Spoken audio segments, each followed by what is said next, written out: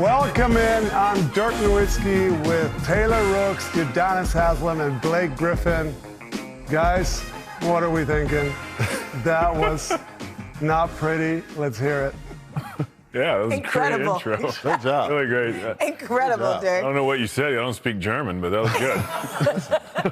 No, that was great. It's a wacky night. You know, I'm sitting, chilling, kind of like the Lakers D. But let's, Nice. That's fired. Hey. Whoa. That was rough. I don't know. We talked about it so much. Like, Lakers offense looks so good. This is a great test, and then to come out flat is super disappointing. I mean, obviously, it's one game. Yes. But, you know, they sort of got things going, but they were down 30. Yeah. You know, they finally sort of got some things that were working. It's just not quite the showing you want, heading into the playoffs at this point of the season. Yeah, I think I talked about it at halftime. They lost the last game there by 30. They had to have expect what was going to happen there. The pressure. They looked like they were ready for none of it, honestly. They looked like overmatched on both ends of the floor. Like I mentioned, they couldn't get a foot in the paint the first 3-4 minutes. Everything was like under pressure. They were playing off their back feet. They were turning the ball over. Disappointing start, and that then it kind of snowballed from there, obviously. The disappointing thing is Luka's injury. Hopefully, obviously, he'll be okay. You never want to see that. So, especially the way he's been playing. Looking forward to the playoffs now. It's basically 2 weeks left in the regular season. So we'll see what comes out there. But give OKC credit. Led from top to finish. Aggressive D all over the place. Offensively, moving the ball around. Shea is incredible. Defensively, we talked about with UD in the back. They're so good at running the shooters off. Then they rotate. The big goes vertical. They take away the dump-off pass. They rotate out, run off the shooter on the weak side. And they finish with rebound. And they finish with rebound. Guards come back. Their defense is incredible. And all that without fouling. So, I mean, you continue to do that. They do foul. They don't call it. They don't call it. If you do that for 48 minutes and get away with it, then you got a really good defense. That's a championship defense, contesting everything, giving up nothing easy. And you heard SGA talk about habits. We talk so much about this, and I guess we probably old, but we talk so much about habits. When you get into the playoffs and high-pressure situations, what's inside you is going to reveal itself. If you have bad habits, it's going to show in the playoffs. Yeah. And we will, of course, get into the Lakers in a little bit, but I do want to stick with Oklahoma City. I mean, they win their 11th straight at home. They continue to come out in these games, dominate, show up. What do you learn about this team that we already know is good, but the ways that they can perform in a game like tonight? Yeah, the professionalism that they show throughout the course of the season. You know, guys will play 20 minutes one game, they'll play 10 the next, maybe 5. They continue to come out, and they're guys that aren't really in the rotation or not as heavy rotation minutes. Always seems like they're always ready to play, and part of that might be Dagnall just giving them the motivation, giving them the confidence. When you come in, just because you're not a quote unquote star or a regular minute player, you still come in, you do your job. It starts with Shea. I mean, we see it. We joke about the Instagram captions and how he's always got a saying, but he is prepared. Yes. And he takes this job very seriously. He gets better every year. The rest of the team has no choice to follow. So, it's a luxury to have a leader like that.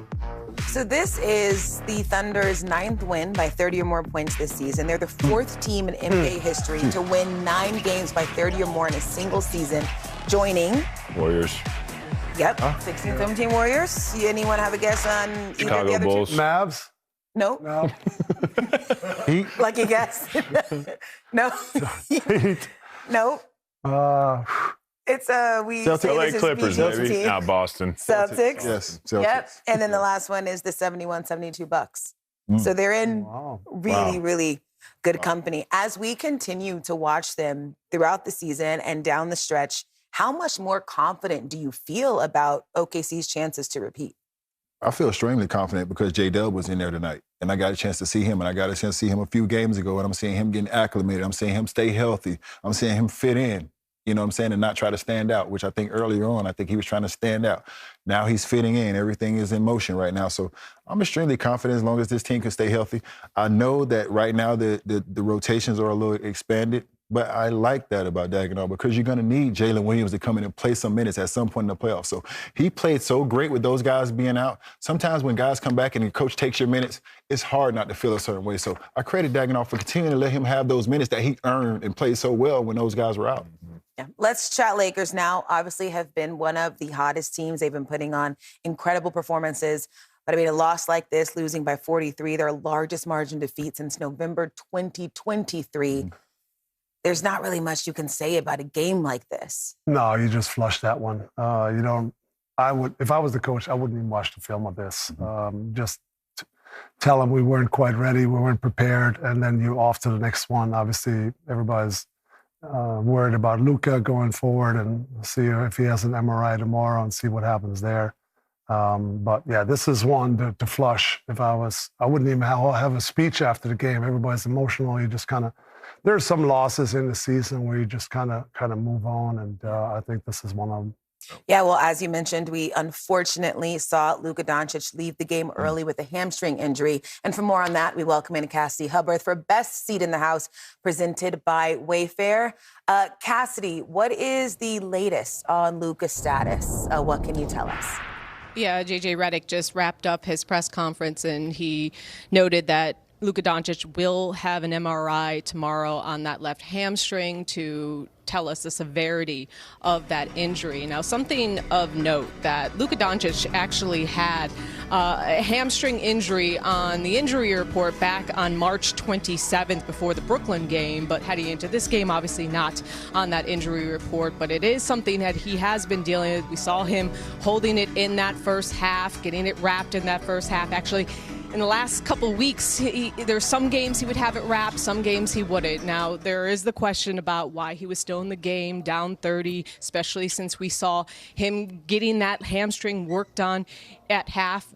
J.J. Redick said he was checked out at halftime, was cleared to play, and then also there was a discussion just about the big three continuing to play out of the half, and he said that they talked about it and that he was going to give them about 6 minutes coming out of halftime, and that's about around the same time that Luka got hurt, guys. Thank you so much for that update, Cassidy. I mean, your reaction to that, UD? I mean, it's unfortunate. I understand what JJ was trying to do. We get him some minutes with his big three out there. And I just wanted to circle back to something you said, Dirk, because I do agree there are some things that we have to flush about tonight, but we don't flush giving up 32 fast break points. We don't flush giving up 18-second chance points. These are effort areas. So we flushed this game plan, and we weren't able to score. We weren't able to get certain things, but the effort areas, those are the things we can't flush. So I'm sure JJ was able to address those things. There's going to be nights where you're not going to make shots, but your effort can't waver. Can't be dependent on whether you're making shots or not. So those are small things that I'm sure JJ will have that conversation about. But I agree with Dirk. You flush a lot of these missed shots. You flush a lot of things that went on. But the effort and area things, maybe you do show that clip.